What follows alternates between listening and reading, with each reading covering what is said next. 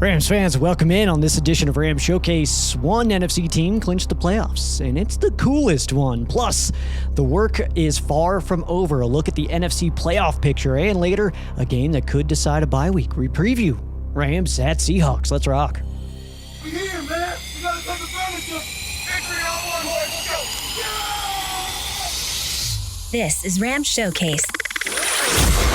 And now your host, Sheriff Joe Baggs. Yes! Welcome to Rams Showcase. My name's Sheriff Joe Baggs, at Sheriff Joe Baggs, at Rams Showcase, ramshowcase.com. That's where you follow along on socials. Speaking of socials, help out there from Summer Justice as far as the intro work goes. Make sure you give a follow. Good human being, good stuff there. All right, we're a little bit chaotic today as a game is less than 24 hours at time of recording. The carcass of my former computer is behind me, and I got a new machine here. And I also, okay, I'll give you the quick story here before. I do want to get into the business here, but the quick story is I got home from work yesterday, Tuesday. I was going to record the show, and computer was dead. I was getting blue screen and just wasn't able to start up at all, so... Mad Dash was kind of thinking that I was hoping that I was going to be able to get a computer by the end of the football season, and luckily I was able to get this machine working and good to go. So I snagged this one today. It definitely hurts financially. I got to try to figure something out. That being said, I do have some stuff for sale. Autographed Kobe Turner jersey, autographed Eric Dickerson jersey. I got to make this justifiable, and Christmas is in a few days. So heck yeah, man. But ultimately what happened was the mess of all that. I needed a computer and all that. So I get this machine, and then my other monitors don't have US or HDMI. So now I'm using my friggin' TV, which is crazy. Yeah, so that's where I'm at right now. I'm trying to be as high energy as I can, but I'll be honest with you, I'm extremely frustrated and not in the best mood. But we got a big old football game going on tomorrow night as Rams taking on the Seahawks. Massive when it comes to the NFC playoff picture for this game, obviously. So we'll be talking about that here shortly. But we also have some playoff stuff to get into. And then, of course, fan quesos. I know I looked at them. I have forgotten what any of them are because of the chaos that has ensued this week. But it's a good week, and we're still getting the show in, and that's really the important part here. That's the important piece. Also, this one, I can't get my mixer to work on, so I'm on my Focusrite. Like in the first 3 years of Rams Showcase Focusrite. This is what I recorded on. Crazy stuff, man. All right, so let's go ahead and hop into it, man. Not a lot as far as like regular news goes. We do have former Rams running back Cody Schrader has been claimed off waivers by the Broncos. He's seemingly going to play for every NFL team this year. Former Rams running back, Cam Akers signs to the Seahawks practice squad. He was waived last week and then added back to that. Jordan Fuller, by the way, added back to the Falcons practice squad after being waived last week. And former Rams practice squad tight end Nick Muse signs to the Jets practice squad. So just a little bit of moving and shaking. Nothing crazy there. Let's take a look at this playoff picture, though. Your Los Angeles Rams still sitting in first place, the only team in the NFC that has clinched a playoff spot. We have one AFC team in the Denver Broncos, but the Rams, 11-3 at Seattle this week, can do no worse than the 7th seed. Pretty cool stuff there. Chicago Bears, 10-4, back up from the 7 slot. Welcome back into the upper echelon, Chicago. They'll be hosting Green Bay this Saturday. Philadelphia will be at Washington on Saturday. They're still kind of fighting for it there. Tampa Bay trying to fend off the Carolina Panthers, who they take on this week at 7-7 for the Tampa Bay Bucks. They would be playing the Seahawks if the season ended today. Of course, they're taking on the Rams Thursday Night Football. Niners would be taking on the Eagles right now. They are taking on the Colts. Grandpa Rivers on Monday Night Football. Pretty cool stuff there. They can clinch a playoff spot with a win. And the Green Bay Packers right now sitting in the 7 slot at 9-4-1. They'll be taking on Chicago Saturday, so that's kind of what we're looking at. Detroit, Carolina, and Dallas, those are the teams that are right now sitting on the outside. So kind of just some notes here for the Rams. Like I said, clinched a minimum 7th seed, so that's cool business there. Can clinch a 6 with a win and a 49ers loss versus the Colts. Also a win in a Packers and Bears don't tie. then can also slip into that 6 guaranteed. Can clinch 5 with a win and a Packers loss versus the Bears and a 49ers loss. So need both of those things to happen. Then could clinch 5, can do no worse than that. The Rams have been officially eliminated from the 4 seed. Can't get there. Chicago can clinch a playoff spot with a win and a Lions loss. Lions take on the Pittsburgh Steelers. The Eagles clinch the division with a win or a Cowboys loss. They can do no worse than 3 with a win and a Panthers loss. Eagles cannot get the number 1 seed if they lose this week.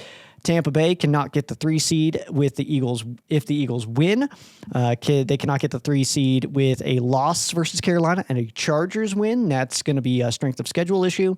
And then Tampa Bay has been eliminated from any wild card contention. In fact, both the Panthers and the Buccaneers have been eliminated from wild card contention. So they are fighting for that division. Those are 2 teams fighting for 1 spot. That's it. They cannot get into a wild card spot there.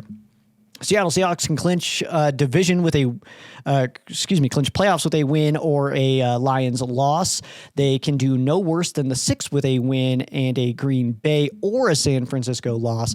San Fran can clinch a playoff berth with a win versus Indy, or if the Lions lose, they're in, or if they both tie, they're in. Ties don't super happen a lot, but speaking of them happening, Green Bay with a 9-4-1 record. There's over 5,000 scenarios for the Packers not to get the number 1 seed, so I'm not going to list all those, obviously. That'd be chaos.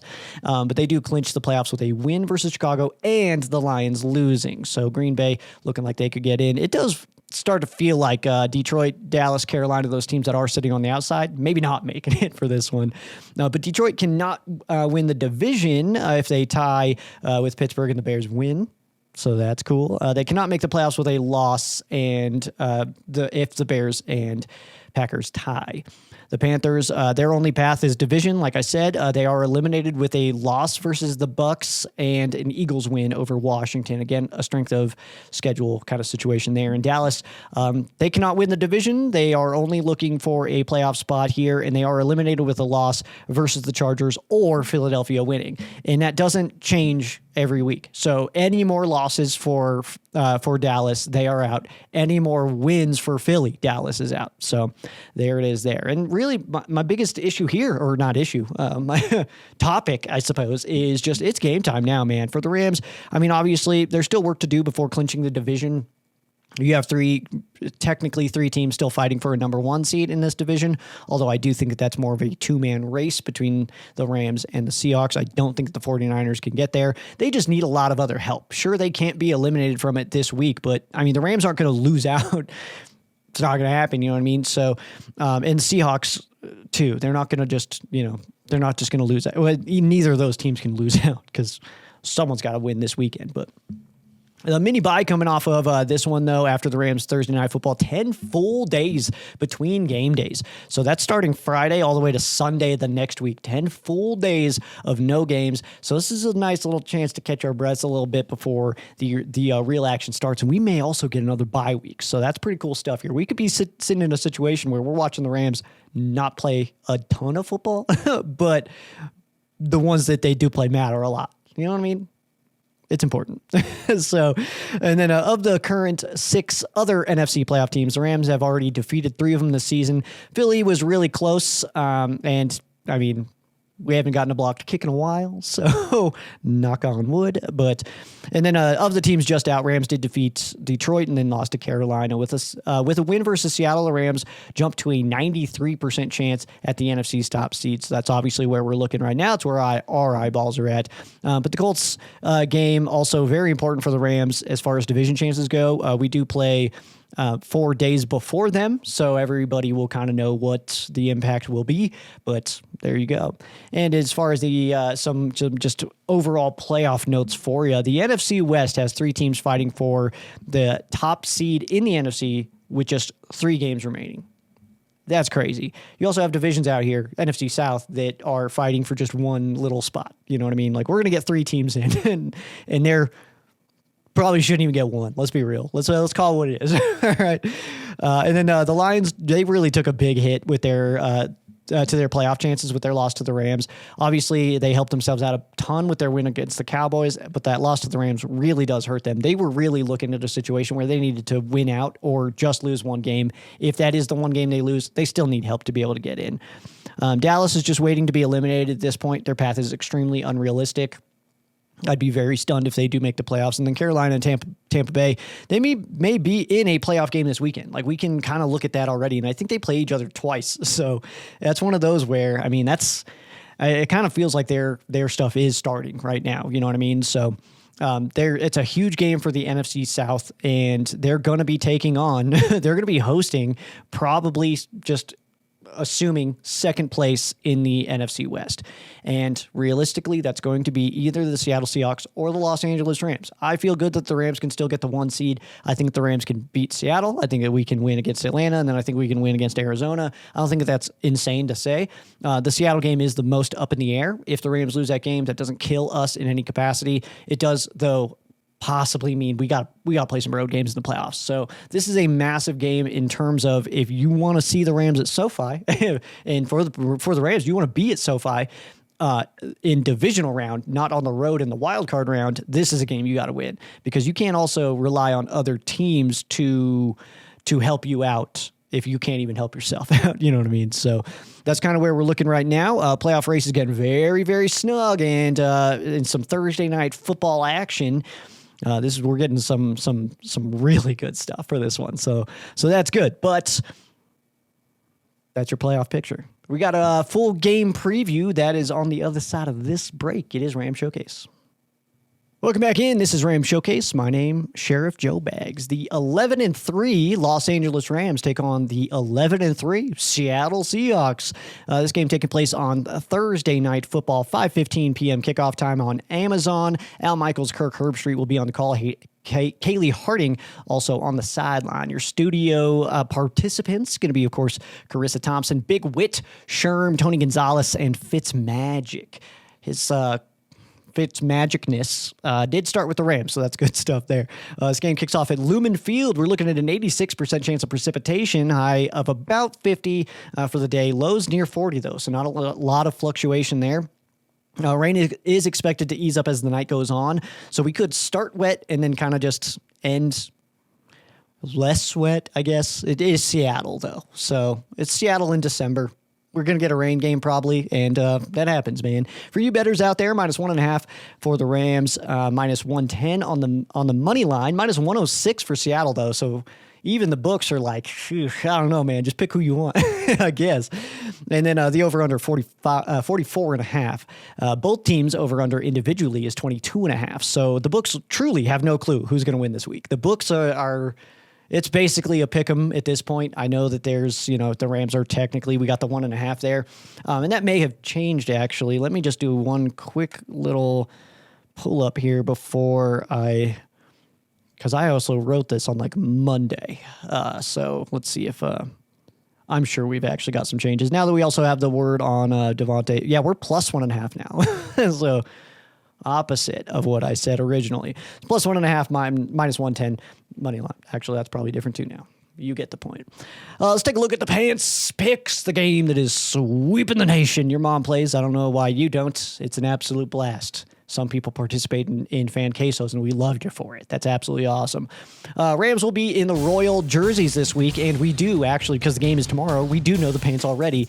But I am a trustworthy, honest person here. I'm going to tell, I lied, or not lied. I got it wrong. So Peo and Rams House went with Soul. That is the correct combo. Myself and Tuna went with Royal. That is the incorrect combo. I figured with the rivalries uniforms that the Seahawks will be wearing that we would kind of do an all the blueberries. That's not the case. So that's unfortunate, dude. I was on a heater, man. I was 4 games straight with correct pants picks. I was absolutely crushing it. Also, that being said, Seahawks are in their rivalries uniforms, and I've been critical of these. But you know what? I'll at least wait to see them out on the field. It's a rain game in Seattle, so that's kind of the perfect combo, for them to pull these bad boys out. And Seahawks rivalry uniforms, if you haven't seen them yet, they are all white with some sort of they've got like an Oregon Ducks kind of vibe to them with the way that it's kind of like a featherish kind of thing that comes over like scales. Man, they almost, all right. So I feel like these are like mermaid jerseys. That's kind of how I've been referring to them, the mermaids. It's just kind of like, it's all shiny and stuff like that, and that's cool, whatever. But I'm glad we didn't do that. That's what I'll say. A matchup history. This is the 57th all-time meeting between these two teams. The all-time series is tied 28-28. Rams, though, I'll give them the tiebreaker, 2-0 in the postseason against Seattle, so go Rams. The most recent game between these two, Week 11, SoFi Stadium. That was a 19-21 win for the Los Angeles Rams. Sam Darnold throwing 4 picks and really hasn't been the same since, so something's got to give, right? First ever game between these two came on Halloween 1976. That was a Rams win, 45-6. The Rams have won 4 of the last 5 versus the Seahawks and 7 of the last 10. Obviously, what we're looking at here, big-time NFC action, man. This is first seed versus 5th seed, but it's for the same spot. So if Seattle beats the Rams, they jump all the way up. Just like Chicago, they were in the 7th seed. Now they're 2 this week. It's just that kind of jump, man. So 5-1, obviously, that's massive. The Rams, though, can certainly hang on to that spot, obviously, with a win over Seattle, and then kind of just force them down. You're like, no, you play on the road, man. No more Lumen Field games for you. This is their last home game, by the way. So possibly last Lumen Field game. The Rams are 3-1 in the division. The Seahawks are 2-2. So each will play final division game in Week 18, obviously. This is their second to last, each of them. And a game that certainly shakes up the NFC playoff picture no matter what. Loser could fall to the 6th seed. That is absolutely realistic. Loser and then Niners win over Indy on Monday Night Football, which is so far away from now. It feels like that's like a different week almost, but it is very much this one. For the Rams, obviously trying to win the division, get a week off. We already have one in the pocket versus the Seattle Seahawks, but that's kind of nullified with a loss. I mean, and not only nullified with a loss, but also we come into the game with the same amount of wins. So we would be 1-1 if Seattle wins this game, but they would have 12 wins, obviously. So we would be below them. That's very unfortunate. That would also mean we are tied in the division, which means that the division race, even though it's coming down between, realistically, the Seahawks and the Rams, those teams could be decided, or that win could be decided by going against different opponents. The 49ers for Seattle in Week 18 and the Rams against the Arizona Cardinals in Week 18, and that's where we could decide the number 1 seed, potentially. Depends on how a lot of other things shake out, obviously. We got a bunch of other things to fall into place before we even get to that point, and we'll cover that, obviously, once we get there, if we do. And obviously, the red zone threat, Devontae Adams, not going to be participating in this game, at least unlikely. He is officially listed as doubtful in this game. I wouldn't anticipate that we would see Devontae Adams in this one. And just for reference, he did have 1 reception for 1 yard and 1 touchdown the first time these teams met in Week 11. With a loss, obviously, too, the Rams would no longer control their own destiny for the 1 seed. They would need some help. For the Seattle side, the vibe that I'm getting around that fan base is that they believe that they are the reason that Seattle can win this game.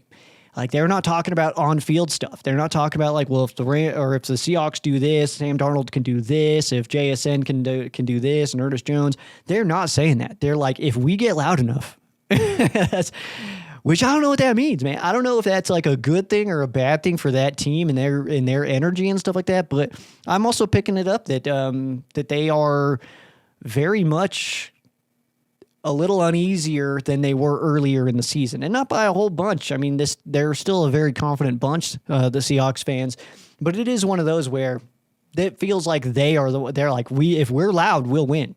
Has nothing to do with what they do on the field, I guess, is what it's kind of the vibe that I'm picking up from them.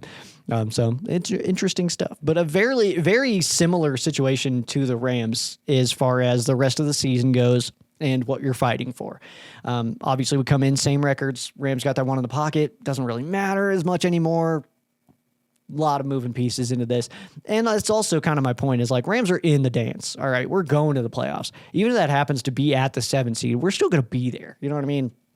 Which is good stuff. And in fact, if that was the case, we'd probably play Seattle or maybe Green Bay or Chicago. I don't know. There's a lot to happen still, man. There's a lot to happen still, dude. Let's take a look at some milestones in this. Matthew Stafford, he needs 278 passing yards to reach 4,000 on the season. Would be his 9th time in his career. 37 passing touchdowns is the 3rd highest in his career, as he has thrown 41 in a single season 2 different times. He needs 40 yards to pass his 2024 total. Should get that on first throw, maybe. Possibly. We'll see. And if the season ended today, it would be 16th most passing yards in a single season in Rams history. He needs 4 touchdown passes to tie the Rams franchise record for a single season. And his 5 interceptions is currently tied for 121st most in Rams history in a single season by a single player. Boom, dude. Do with that information what you need to. He needs to have 30 more passing yards than Phillip Rivers this week to overtake 7th all-time in NFL history. I said this would happen. Just saying. Joe Stradom is coming in hot. Needs 557 passing yards to tie Big Ben's 6th all-time. That is 186 a game. That takes it. You'll be ahead of him if you can just get 186 a game. He needs 4 passing touchdowns to tie Big Ben for 8th most all-time. He is 6 behind Marino and currently 8 behind Phillip Rivers. Devontae Adams, mentioning this one, I'm not going to say for sure he's not going to play again in the regular season because I don't know that. I don't know how he feels. I also not like looking at x-rays or massaging his hamstring to see how it feels. I have no idea. So I don't anticipate this week. But Devontae Adams currently 7 receptions short of tying Isaac Bruce for 15th most in NFL history. Although I would say Devontae Adams and Matthew Stafford probably come back next year. So I think that these will catch up.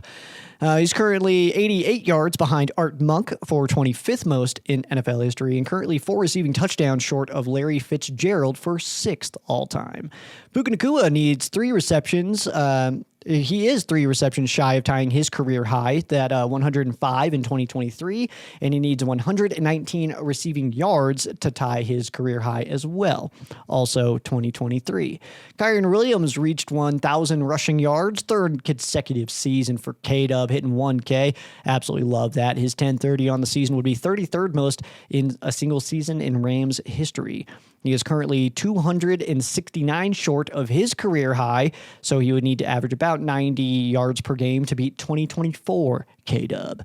And then Blake Corum, 81, 128, and 71 in the last 3 games. Before that, his career high in a single game was 58 yards. That was set earlier this year against the New Orleans Saints. He needs 379 rushing yards to reach 1K on the season, man. Rams could absolutely be looking at 2 different players with 1,000 rushing yards, which is absolutely awesome. Obviously, 127 a game is quite the task, but we're also looking at a situation where it's possible week 18, Blake's getting the start and is the workhorse. You know what I mean? We may see some Jarquez Hunter that day.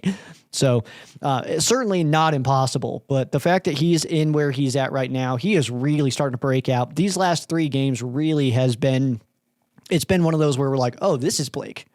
This is the Blake we were sold that we were getting. You know, this is awesome. It's about time. Welcome in, Blake. You know, so that's pretty fun. And then let's take a look here. Some connections, former Rams who are on the Seattle Seahawks. Wide receiver Cooper Kupp. And I don't know if I'm the only one, but this feels so minimal as the season goes on. I don't really hear Cooper Kupp's name. They don't really talk about Cooper Kupp. Seahawks fans aren't really talking about Cooper Kupp. Coaches talk about Cooper Kupp. But statistics, all that good stuff, nothing's really popping out. And no shots against Cooper, for sure. I would not. But I just think that the overall impact of losing Coop to Seattle has been more minimal than I think most Rams fans expected. Also, linebacker Ernest Jones IV. Absolutely killing it. Let's be real. He's especially against the pass, man. He's one of the top linebackers against the pass in the NFL, if not the. And yeah, I mean, we know the history of what the lack of history knowledge, I guess, from our perspective on what happened between the Rams and Ernest Jones as their captain, and then he gets cut before the season starts or traded. It's just interesting. That's all. And then offensive passing game coordinator Jake Peetz, former Rams coach. Some special teams notes for you before we get into the matchup here. Harrison Mevis has officially attempted more extra points than Josh Carty this season. Mevis has yet to miss a kick. He is 33 of 33 on all attempts. He has also made an appearance on kickoff. He has only 6 attempts so far, but a 33.3 touchback percentage. That is more in line with what we see with Carty in that situation, where Ethan Evans, his touchback percentage is over 80. So definitely a big jump there. And we have started seeing Evans kick off and keep it in play. So that 80%, it's not necessarily a lock in that if Evans is kicking that it's going to go for a touchback, but it's certainly that's most ideal, I guess, when it is Ethan Evans, because also, I mean, he's going to send that thing out of the dome one day. You know what I mean? Like, he's going to put a hole into someone's stadium, or hopefully not a soul, man. Somebody's sitting in the crowd, get hit with an Ethan Evans punt. Whew, man, you're going to need obituaries. That's going to be crazy. But 4 inside the 20 and only 20 return yards against the Seahawks last time. 6 punts, though, the last time that the Rams and Seahawks played. We kind of know and remember that the Rams defense was absolutely on fire. Obviously, the 4 interceptions, but only won by 2. The Rams offense had a hard time getting going. A big part of that was that the Rams were incorporating plenty of 13 personnel, but the Seahawks were meeting that with nickel. And so I think that if the Rams pull out 13 personnel this week, as often as they regularly do, then I would anticipate maybe a little bit more running, and especially could be a rain game. So that actually feels extremely realistic. But with that being said, let's go ahead and take a look at the matchup here. We're starting with the Rams offense going against the Seahawks defense. The Rams offense top 4 unit, putting up over 392 a game. Top 4 unit for the Seahawks defense, though, giving up about 305. Passing the football, top 2 unit for the Rams, 257 a game, while the Seahawks give up about 191.5. The Rams running the football, this average is climbing for sure, and the rankings keep climbing as well. 8th right now with about 126.5 yards per game, while the Seahawks give up a little over 91. Nothing crazy. They're 4th in the league. Great defense for the Seattle Seahawks. Average points being put up 30 for the Rams. That's 2nd in the league, and the Seahawks give up 17.3. That is 2nd. Converting on 3rd down, the Rams are 21st in this range, getting almost 38% of those. And Seahawks do very well against on 3rd down. They are 2nd. They give up about 1/3, so 33% there. Some notes for you on the Rams offense. The Rams are tied for 1st in yards per play. That is tied with the Detroit Lions. They also have the most passing touchdowns by 7. We could just take a few weeks off of passing touchdowns, probably still take the lead. That's pretty cool. And since week 10, Colby Parkinson and Devontae Adams are tied for the most receiving touchdowns in the NFL with 6. That is absolutely awesome. Colby Parkinson, though, Parky is absolutely killing it right now. He's just been on such a run. This is his best career season. And I don't know, man. JB Long talked about it on the Rams Revealed again. He's 26. Like, I almost have to keep I almost don't believe it when I see that. It's like, 26 for real? He's only 26. I have to remember, so he could be around for quite a while, which is really cool too. And Rams also tied for 1st in most first downs in the league. They are tied with the Dallas Cowboys. Some opposing players we're keeping our eyes on. We're going to start with a linebacker, Ernest Jones the 4th. I don't want to get ahead of myself. I don't even know if he has kids. The 5 interceptions for Jones, though, including a pick 6. He actually currently leads the NFL in interception return yards. Ernest Jones. Who would have thought, man? That's crazy. He also has 104 tackles on the season. That's currently 22nd in the league. Obviously, we know this guy. He's super athletic. He gets into position. He gets his guys into position and plays really, really well against the pass. He's absolutely capable of intercepting the Rams. He almost did the first time we played him as when he was with the Seahawks. He dropped an interception, so it's certainly capable. Next up, we'll go with cornerback Riq Woolen. I know a bit of a fan favorite from Rams fans, which is crazy. To me, he's a rival. So I don't know. But obviously, super talented. We're down one of the best wide receivers in NFL history this week. So Riq Woolen, absolutely, a little bit of a leg up there. But it does not get easier. Puka Nacua, Jordan Whittington, Tutu Atwell is back this week. And, Mump, underrated, X, underrated. So it's still going to be a tough task for that Seattle secondary either way. Then the last up here, we'll go with defensive tackle Byron Murphy. I think Byron Murphy is just one of those guys, man. He can ruin your day.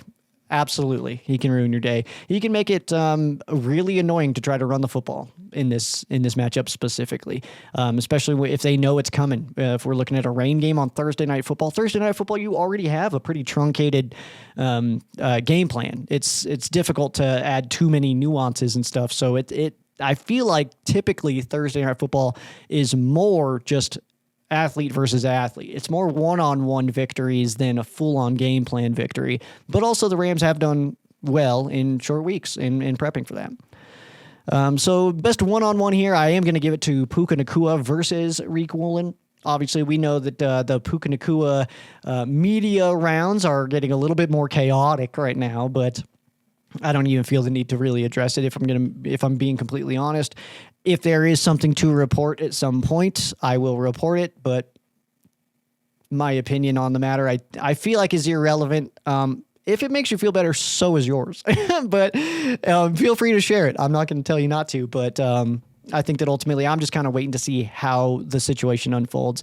I'm waiting for more info. I have not seen the information. I have not seen the stream and what had happened and all that. I have heard extensively, and that's a little bit also why I'm like, well, I'm on the outside, man. I wasn't there. I don't work for him or them. I'm on the outside of that. So we'll see what happens. But obviously we know he's mad talented and can get open against anybody in this NFL. So Riq Woolen, certainly a tough matchup there. 3-C on the Rams offensive side. I'm going to start with Konate Mumfield or Terrence Ferguson, all right? Because with Devontae Adams out, it feels like somebody's going to step up, right? It's not just going to be Puka Nacua. Like, it feels like somebody else is going to really start to shine. And I think that one of these rookies might be the one. It could be Mump. It could be Ferg. I'm cool with either or both. Whatever happens to work, man. Next up, I'm going to go with Blake Corum. Talked about him last week, obviously, but I'm going to keep adding him here, man. I think that, especially as the season's going on, they're starting to really split carries pretty even. And I think Blake Corum is on quite the heater right now. That's obviously, if you're watching Rams football, you know Blake Corum's killing it right now. That's redundant. You know what I mean? So Blake Corum, obviously, when he comes in for Kyren Williams, good things happen, man. We're seeing really good things happen. So it's been fun, man, for sure. So Blake Corum, he is the more explosive of the two, so he's been able to kind of wiggle in and find those holes and then break it out, and we'll see if we can get another 100-yard game out of Blake here soon. And then next up, I'm going to go tight end Colby Parkinson. We are going to get Tyler Higbee back at some point. I'm not sure exactly when. I would assume maybe more close to, just actual wild card weekend kind of things for practice windows to open and such. But Colby Parkinson, in the meantime, dude, is getting it done. He's huge. He's athletic. He catches touchdowns like crazy. They do the cool dance, dude. I don't know, man. It's all perfect right now. But Colby Parkinson, obviously, filling in that tight end role very, very well and is becoming a bit of a security blanket for Matthew Stafford, which we also absolutely love to see. The key here for Rams offense going against Seahawks defense, I'm going to say control the clock and protect the football. That's kind of standard. That is kind of your generic answer here. But the Rams have turned around their time of possession issues over the last few weeks. We were seeing it where the Rams were getting like 24 minutes of possession, 26 minutes of possession, and that wasn't doing well. They were in situations where they're still winning, but ultimately you want to be able to control a little bit more of that football game there. And then there's a void with Adams missing some time, obviously, but it's someone else's time to shine, dude. Someone else's time to shine. Next man up mentality. We do it all the time. We lost Puka earlier this year and then scored more touchdowns than we had all season. You know what I mean? So it is certainly possible. And let's not pretend like losing Adams makes us not contenders. All right. This is a great, very deep football team, and it feels like these are the types of games where we show it.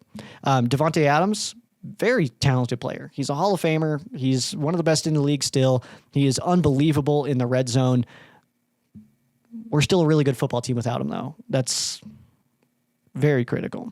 Let's flip over to the other side here. We're going to go with the Seahawks offense going against that Rams defense. Seahawks offense is a top 9 unit. They're putting up about 360 a game, while the Rams give up about 338 a game. That's 14th in the league. Passing the football, 237.5 roughly for the Seahawks. That's 8th in the NFL, while the Rams give up about 220 a game, 19th. And rushing the football, 22nd ranked unit here for the Seahawks. They put up 113 a game. The Rams give up a little over 100 a game. That's 9th in the league. Doing pretty well against the run as far as your averages go. And Seattle just doesn't really do it that often, and they're not really efficient when they do. Average points being put up, Seahawks are tied for 4th, just under 29 a game, and the Rams give up 18.6. It's tied for 3rd. And third down conversions, 38% is what the Seahawks convert. That is 19th, and the Rams give up just over 36. That is 7th in the NFL. For the Seahawks, they are tied for 5th lowest yards per rush attempt.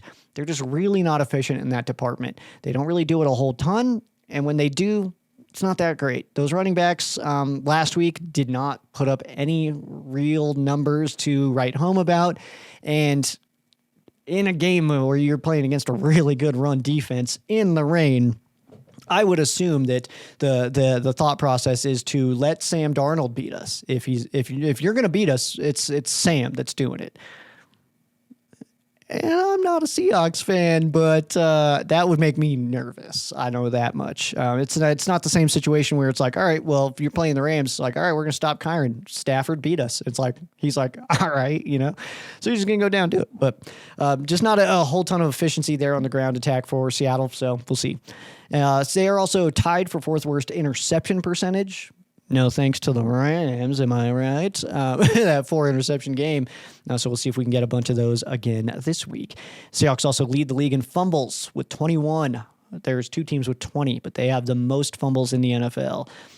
Opposing players we're keeping our eyes on. We're going to start with quarterback Sam Darnold. Let's be honest here. We are facing a trend where Sam Darnold just doesn't play well against the Rams, no matter who he plays for.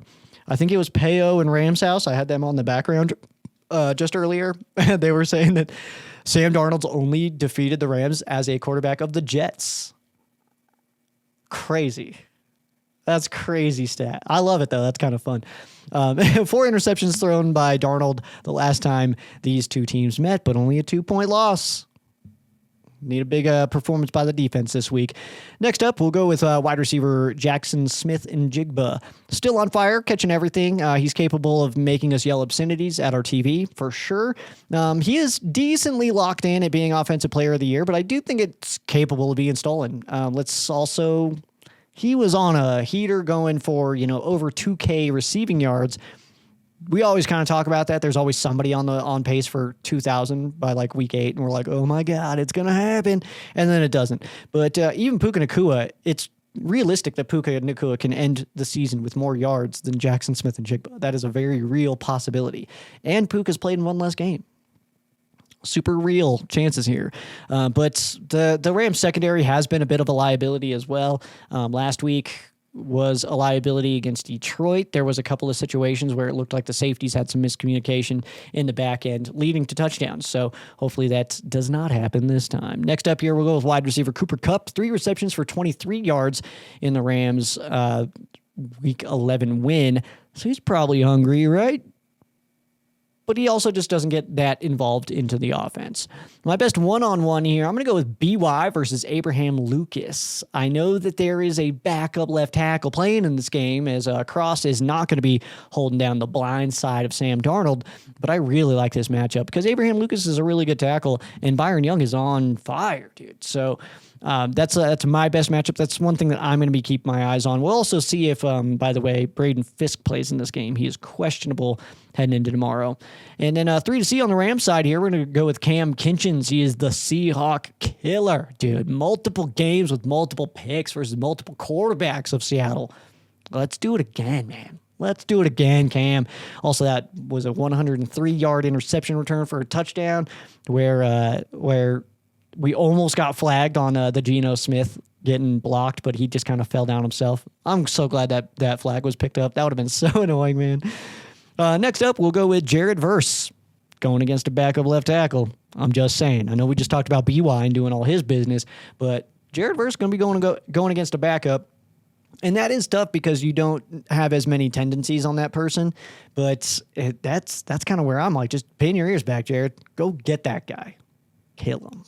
Kill him! That's what I yell all the time when I'm watching football. But last up, we'll go with Emmanuel Forbes Jr. We could use a big day from Forbes. Forbes could use a big day from Forbes, I think, too.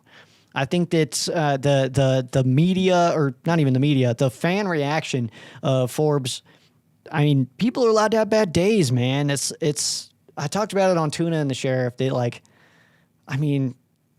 I probably have a bad day at work once a week, man. These guys aren't allowed to have one in the whole season. Otherwise, we're like, get him out of here. This guy sucks. It's like, man, there's so many nuances, man. Like, there's so many moving pieces that you're making decisions on. You could see something and make a quick little hesitation, and then you're beat by 10 yards. You know what I mean? Like, defense is so hard, and corner is so hard. I have mad respect for corners. When I was in high school and I played football, I use that so loosely, but I was a wide receiver, and then we always had to kind of flip as we were doing like drills and stuff like that, and that's where my appreciation for the cornerback position really started. And in fairness, I was also just bad at it, but I liked safety and corner. I wanted to get good at them. I just didn't have it in me, man. I was able to shake somebody and, get away with a little bit of a bow here and there, something like that. But secondary is hard to play, man. You're reacting to so many different things. And I like to think that if I, do it long enough that you get better at that kind of stuff, and that's realistic, right? But it's one of those things where no matter what level you get to, and then also you got offensive geniuses and people like Sean McVay trying to trick you. They're trying to trick you. And so when somebody gets tricked, we can't just be like, oh, this guy sucks. It's like, no, maybe they just did a good job. I know that's very difficult for people to give anybody else credit, but I'm just saying. I'm just saying. The key here for the Rams defense going against that Seahawks offense is put the game into Sam Darnold's hands. Could be rainy, but just because they live there doesn't mean that they're immune to it. They experience the rain too. Just because you live closer to the stadium doesn't mean you have like this weird force field of around you where you don't get wet. They got to deal with it too. So there's that part.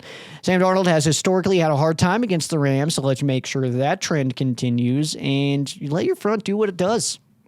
Get in the face of Sam Darnold, stop the run. And I just don't feel like there's going to be too many points in this one. I'll be honest. I know that I've heard from other shows and such that it's like, oh, this is going to be a high-scoring, high-flying action. I don't think I agree. I think we see more of I think the highest scorer in this game doesn't score 20. That's what I'll say. So that is your game preview, man. My brain is so fried this week, guys. Oh, my God. What a frustrating week this has been. My computer, I have a new one, though. I'll get my other stuff figured out. I've got a whole bunch of time after this week to try to get this figured out. So we'll be working on that. We'll be working on getting all my other stuff and a normal-sized screen because this is crazy. I don't need to see myself this big. But, yeah, we're getting there. Also, if you need a Kobe Turner signed jersey or an Eric Dickerson signed jersey, I got to pay for this computer. So hit me up. Love you guys. All right. Rams-Seahawks. This is a game kicking off on Thursday Night Football, 5:15 p.m. local time. Make sure you guys put your eyeballs on it. Amazon Prime with Al Michaels, Kirk Herbstreit, Kaylee Harding on the call. We will be going live before the game on the Ram Showcase Facebook page and YouTube channel. I was not sure where I'm leaving from yet, so keep your eyeballs peeled on that. I may just be leaving straight from work, so we will see on that front. We got Fan Quesos. That is on the other side of this break. It is Ram Showcase. Welcome back in. This is Ram Showcase. I am Sheriff Joe Baggs. Let's take a look here at our Fan Quesos. Where are we at here? Short week Fan Quesos. There's none right there. I know there's some on this side, so let me check there. And I do know we have a decent chunk on the YouTube channel, so we will check there as well. Let's see here. Where we at? All right. We'll start with Edwin's questions. Heck yeah. All right. And then also, oh, man, where was I about to go with that? Oh, yeah, we did set up a merch store for Ram Showcase. So also, like I said, if I'm in a situation right now, I'm trying to figure out how I'm going to pay for everything this month, including rent and things. But we did the we did the computer, and I have money. I'm just stressed. You know what I mean? And I do have things for sale, but I will say this: nothing that has been gifted to me. I will not sell a gift that just doesn't feel right to me. So it's only things that I've purchased for myself that are for sale. So hit me up in that front. But also got that merch store. I'll go ahead and save a link in the description wherever you can see below. Obviously, that goes to a good cause, which is keeping Ram Showcase alive, because we almost couldn't keep going this season. Very stressful. Anyway, start here. Edwin, emphasis on the wins. What a crazy game. Just glad our Rams won. You right, man. You ain't lying, man. That was fun stuff. You ain't lying. Beat the Lions. Oof, man, my brain is, we're there. I just feel exhausted, you know. Anyway, getting the questions here. Number one, would you like to see the Rams signing wide receivers since DA is hurt, or are you okay with going with the wide receivers we have? I would love to see OBJ back for this run. I'm not opposed to it, but I also just don't think it's really necessary. I think we have some really good players on this team.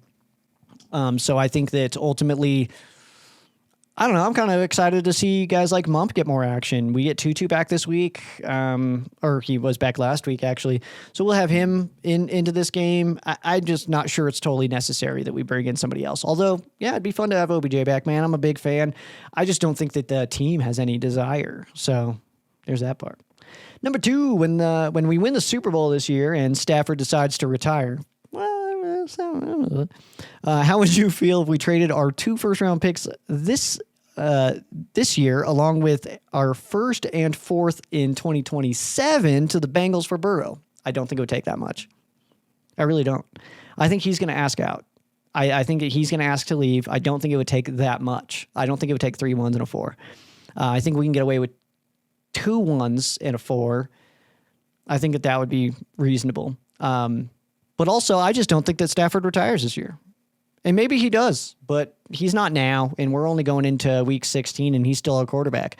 I'll worry about the next Rams quarterback when there's a next Rams quarterback to worry about. As long as Matthew Stafford's still playing, I don't know, I'm not even worried. It's not even on my radar who might be next. I don't have to plan for it. So whenever they decide, I will talk about them. But, and then also, like I said, Stafford's 37. I just don't think, I know a lot of people are locked in on him pretty much leaving and retiring, but I'm not in that camp. I'm not sold yet that he doesn't play for maybe 2 more seasons. I don't know. Who knows, man? Grandpa Rivers is playing at 44. What if Matthew plays until he's a grandpa? He probably doesn't want to think about that yet. Those girls are pretty young. All right. We won't think about that. Let's see. Number 3 here. Do you think once Big Rob is cleared to play, he should get his starter role back, or would you rather keep going with McClendon Jr. for the rest of the season? This is actually a really good question. That's a tough one because that's your captain and a vet. But I think that you kind of got to go with the hot hand. And also, ultimately, what I like in this situation is a situation where we have Big Rob suited and ready to roll. And if at the first sign of McClendon struggling or anything like that, it's like, all right, Rob, you're in, man. That's you. 7-9. Let's roll, man. 7-9. That's my birthday. So yeah, that's I would say if I was making the decisions, I would roll with McClendon still. And I think no one's talking about Big Rob retiring, and I think that's the actual thing that happens. I think Big Rob retires. I think that we let Higbee go somewhere else. I think that Tutu Atwell leaves, but I think that DA and Stafford are back. I really do, man. So let's see. And number 4, how many interceptions will Darnold throw on Thursday? Oh, probably all of them, dude. I'm hoping for a 3 piece, man. If we can get 7 on him in one season, that's going to feel pretty dang good, man. Cam Kinchins always gets 2, so we just need to figure out who's going to get that other. Probably Tank. I feel good about that. So, yeah. Let's see. Go to the YouTube channel now. Edwin, I appreciate your questions, man. You always have bangers, man. Not that others don't, but you get it. Let's see. Also, sidebar, as I pull these up, I can't even tell you how much I appreciate the support that I've gotten. I announced that my computer crashed, and it was like, I don't know if I'll be able to do a show this week. And I was looking at it, and it was like, I don't know if I'll be able to do a show this season. Like, I was stressing, bro. We were about to figure out some ways to do it on my phone. like like it's 2009 or something. I don't know, but I can't even say enough about the support, man. The amount of people that reached out and were like, dude, I wish I could help. Let me know if I can help. Like stuff like that is like, I appreciate that, man. Like genuinely, it was like kind of surprising to see how many people were like, oh man, like, I don't know. That's cool. That's cool to me. And we're just going to go down this list. I did not read any of these. It's been chaotic. So we're just going to go down this list here. So Rams house. Whose house? If Braden Fisk were candy, what candy would he be? Ooh. Braden Fisk is kind of like small and dense. You know what I'm saying? What's a small, dense candy? Oh man, I'm gonna go with a Jolly Rancher. I don't know what flavor. Maybe that's dependent. Or maybe you just go blue raspberry because it's blue. You know what I mean? Do they have yellow? Do they have yellow Jolly Ranchers? I don't think so. Interesting. I don't know. But I would go with Jolly Ranchers, man. I think that he's just dense and compact. But he's like absolutely just rock hard. I mean, he's so dense, you know what I mean? And just packed full of action, you know what I mean? Like Jolly Ranchers are powerful flavors. I don't know. It's been a really long time since I've had one, but I kind of like it, though. I kind of like it. Let's see. Do we see more touchdowns or more of the first digit of 100 yards from Mump with the... Hold on. Let me read this a billion more times. Do we see more touchdowns? Or, so the more touchdowns over here, or this over here, which is... more of the first digit of 100 yards from Mump with the time tag is missing. Okay, I gotcha. Do we see more? And I think are these all for Mump, or is it? Do we see more touchdowns or more of the first digit over here? I think that you mean all for Mump. I'm going to say that he scores a touchdown, but is under 100 yards. And I think that I'm answering your question right, but I'm going to be honest. I have no idea. Good question, maybe? Oh, maybe use high voice. There we go. Payo time. Get ready for this one, Joe. All right, let's go. Let's see. You have to match a current Rams player to the situation below without repeating a player. Okay, let me see. Deep ball, 10-yard hook, run up the middle, run to the outside, wide receiver sweep, quick slant, screen pass, fake punt, pass catch, and a 20-yard pass with 5 seconds left and need a touchdown. Oof, okay. A deep ball, give me Tutu Atwell. A 10-yard hook. I'm going to take Puka here because he turns those into crazy stuff here. A run up the middle, give me Kyron. A run to the outside, give me Blake. A wide receiver sweep, give me Witt. A quick slant, give me Devontae on a quick slant because I don't see fade in this. A fake punt pass catch. Give me a pass from Ethan Evans to Troy Reeder, the best player on our team. And then a 20-yard pass with 5 seconds left to need a touchdown. Dude, the touchdown machine, Colby Parkinson, dude. That's a fun question, actually. I really like those. And then says, love the show. Love your show, dude. Love your show. Annette. Welcome back, Annette. I feel like you were here earlier this season with some quesos. Says also, oh, you probably have a different question here somewhere. Do you have any concerns for the Rams corners? I mean, yes and no. I think that they're very talented, but that is blatantly our weak spot. So do I think it's enough to like cost us the season? Not necessarily. It can certainly cost us drives, but I don't think it's enough to cost us games or anything more. So yes and no. Not to the same level that other people I think are concerned at. Next one here from Tatted Ram 23. Cool name. I know individual stats don't matter, truth, but it's still fun to talk about. Do you think Corn will hit 1,000 yards rushing this season? He only needs like 380-ish. Yeah, we did the math. He needs like 127 a game, something like that to pass it. I'm going to say no, but if he does, I'm thrilled. You know what I mean? Like, I'm just going to say no because I don't think that we push it too far this week. But then those last 2 weeks, I do think could be pretty heavy Blake games. So I do think it's certainly possible. It is realistic. It is not outside of the realm of possibility. But I will say I don't think so. Just based on how we do stuff here, I guess. I think it's a fun queso here. Let's see. It's 2006. Steven Jackson's best year with the Rams. The team goes 8-8 and barely misses the playoffs. What current Ram would you put on that 06 team to help them reach the playoffs? Only choose one current player, and it cannot be Stafford. You're stuck with Bolger at quarterback. And for pants picks, I really want to go Soul, but I'm going with Bone. Love the show. Dude, love that, by the way. You're wrong, but I love that you participated. You should have gone with Soul, man. Should have gone with Soul. You'd be correct. I almost want to put like maybe next year I'll do like a poll where I'll have like a fan vote off to the side or something like that.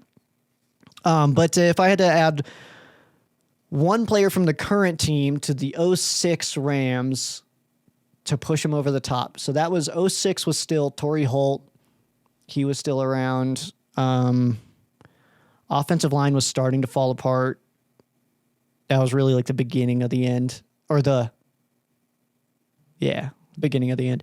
Trying to think here. Because somebody like Puka would go nuts there, but I'm also trying to think of a defender that could just go crazy. Because 06 also, that's... Yeah, give me Nate Landman. Pew, pew, pew, finger guns. Nate Landman, man. I think you add a Landman into that era, first of all, that's a Hall of Fame linebacker, and I just think that's awesome. So, yeah, I think he would help a lot. I'm trying to remember. I think Laurinaitis was drafted 08, I think. I want to say that. Out of Ohio State, he's like 34 overall. I don't know why I remember that, but not the year. That's crazy. I do remember getting him, though, and it's like, nice. That's a good one. Next one here from Payo Time. Has Warren McClendon done enough to become a highly paid right tackle? I'll push back just on that comment there, the highly portion there. He started in like 6 games, maybe, something like that. Not a lot. I would say not enough games for me to say he deserves to have a high payday. To be extended and to stick around, absolutely. I would say also there's probably that little caveat of like, if they know he's going to be the starter next year, then maybe that number gets bumped a little bit. But I would say probably not the same range as like what Rob's making. I wouldn't put him in the same range of what AJ's making on the other side. But I do hope he sticks around for a while because he's doing a great job. What's a good nickname for Blake Corum and Kyron Williams? This one's from Rams House. Whew, man, that's I don't know. I know that the what does the Rich Eisen's show say? Karoom or something. Karoom and I don't remember what they call Kyron. I don't remember right now. I don't have one. I myself. Let me think on that. Let me try to figure out something.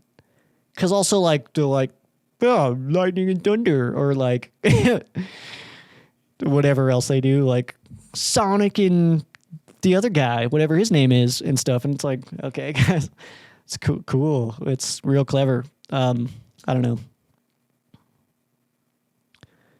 My brain is not digging into the depths on this day. I know that much. That's a tough one. Let me come back to that eventually. I was supposed to come back to something last week.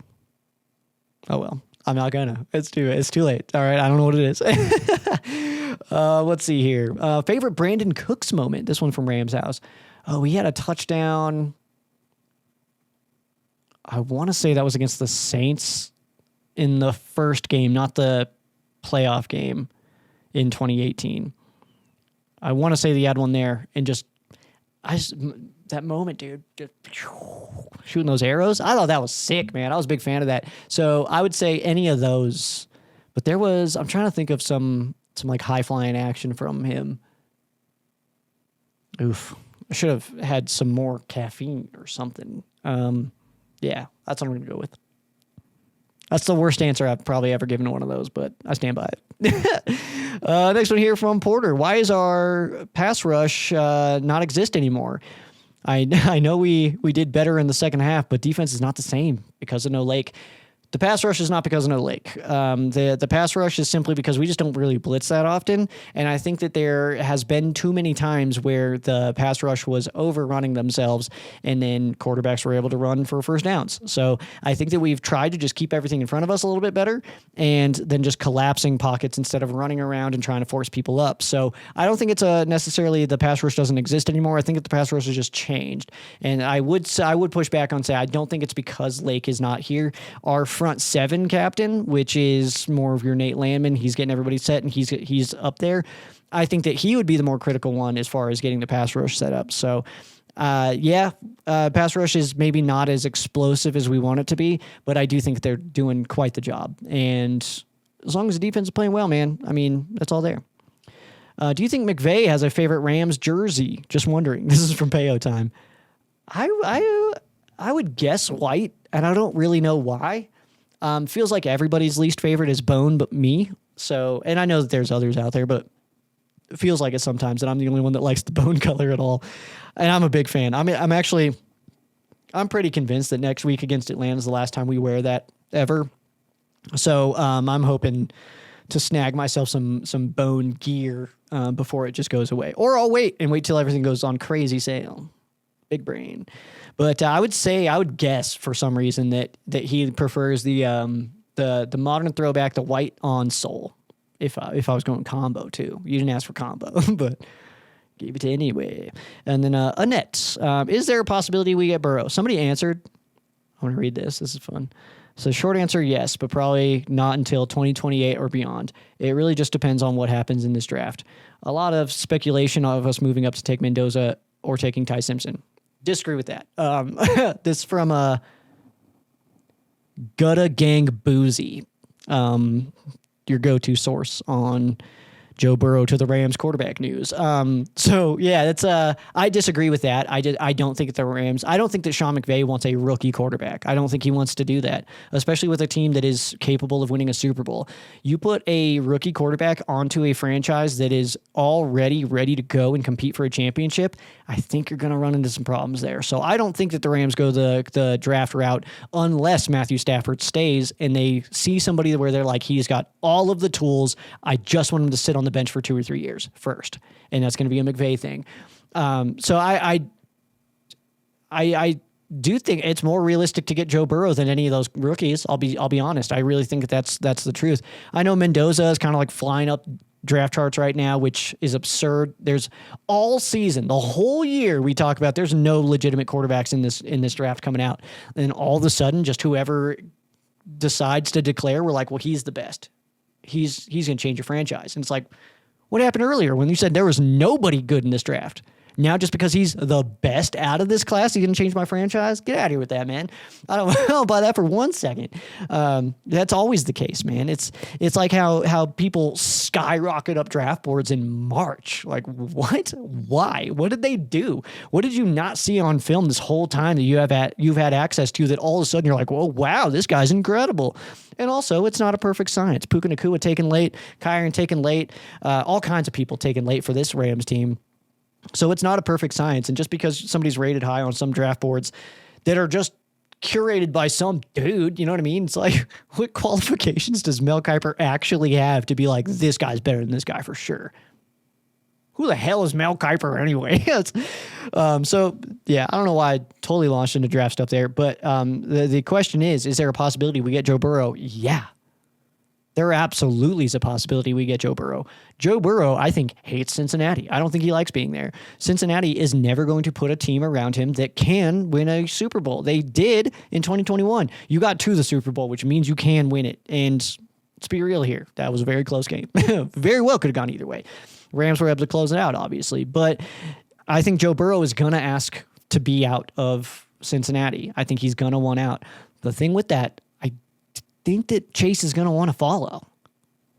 Do we bring over Chase and Burrow? Certainly possible. I do not think that that's impossible, one bit. So to answer your question, I say yes. And I just don't think that Stafford retires this early. I really don't. Maybe I'm wrong, and that's totally fine. I'm fine with being wrong. That's totally cool. But I just don't think it's going to happen. Not yet. That's all. Thank you for your quesos, y'all. I appreciate you. This is a shorter show than we've done in the past. This is so mad. This is comically large. This is the funniest thing in my office right now. And you know what? I'm considering keeping it. As I've gone over this, as I continued, it's like, you know what? Maybe this rules. Maybe this rules.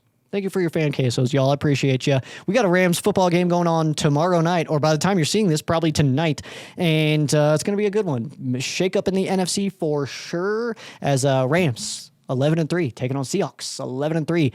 Damn good football game, and we're fired up for it, obviously, because, well, this is kind of what it's all about. We just want the most insane situations possible, and we got one. Week 16 heading into Thursday Night Football. Prime time as well. This isn't like stuck in like a 2:30 slot or a 1:30 slot for you non-mountain timers. Yeah, I'm feeling good about this one, man. I feel better about this game than I think the average Rams fan does, I'll be honest. I said that against the Lions as well, though, and I think that the Lions played better than I anticipated them playing. Or maybe that I feel like the Rams secondary played worse than I anticipated it playing. I'm going to go that route instead. But I feel decent about this game. I don't like to give score predictions. That usually doesn't go well for some reason. I do have a score prediction. I'll give it to you on Tuna and the Sheriff tomorrow, but I don't like doing it here. I don't know why. And then we'll also be, like I said, doing the pregame live stream, so keep your eyes on that. That'll be on the Ram Showcase YouTube and Facebook. First and Tuna podcast YouTube channels where you can catch Tuna and the Sheriff. That's Monday, Wednesday, Friday. But we'll have some schedule mix-ups there because obviously Thursday, so we'll be Thursday morning, we'll take Friday off. And then the next week is going to be kind of a weird one. I believe we'll just do the Monday, Wednesday, Friday and just go. But that's a lot of preview time because that game's not until Monday the following week, which is the day that we would normally do the show also. So we've got a whole bunch of maybe playoff action and other stuff to get into during the week next week. So make sure you join us there. That is streamed live 7 a.m. LA time, Monday, Wednesday, Friday on the Ram Showcase Facebook page and the First and Tuna podcast YouTube channel. Can't tell you guys enough, again, how much I appreciate the support. I almost wish my brain was in a better place right now. As far as just communication, I feel like I lost my train of thought a billion times on this show. But next week, dude, we're going to be back full power, full good, full great gravy. This thing's going to be working again. This thing may not be massive anymore. We'll see. I'm kind of hoping. Well, I don't know, man. I just said I think I like it. I'm undecided. We'll see. We'll see what happens. Let me know what you think. Should I keep big screen or do I go back? This is a normal size screen here. This is massive. Here's my hand next to it. And now we're getting weird, so we're going to get out of here, man. So make sure you follow along on socials. That's at Sheriff Joe Bags, at Ram Showcase, also ramshowcase.com. That's where you can follow along. And excuse me. And, of course, Tuna and the Sheriff, Monday, Wednesday, Friday, 7 a.m. LA time. Check your local listings. That makes no sense. I appreciate it, though. That's going to do it for me. I am Sheriff Joe Bags. This has been Rams Showcase on Sports War Radio and the Fansided Network. For those of you who aren't Rams fans, our thoughts and prayers are with you. For those of you who are Rams fans, thank you so much for watching, and go Rams.